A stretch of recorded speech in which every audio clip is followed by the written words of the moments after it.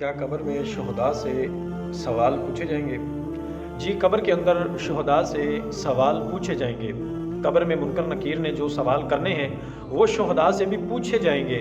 حضرت عمر فاروق رضی اللہ تعالی عنہ، آپ نے آقا علیہ السلام کی بارگاہ میں گزارش کی، یا رسول اللہ صلی اللہ علیہ وآلہ وسلم، جب منکر نکیر قبر میں مجھ سے سوال کریں گے کیا اس وقت میری عقل سلامت رہے گی؟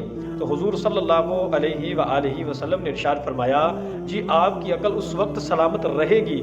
تو حضرت عمر فاروق نے اطمینان کا اظہار کرتے ہوئے گزارش کی، یا رسول اللہ صلی اللہ علیہ وآلہ وسلم، پھر تو میں سوالوں کے جواب دے دوں گا، کیونکہ حضرت عمر فاروق بہت ہی پختہ دل آدمی تھے، بہت ہی پختہ دل شخصیت تھے۔ تو آپ نے عرض کی پھر تو میں سوالوں کے جواب دے لوں گا۔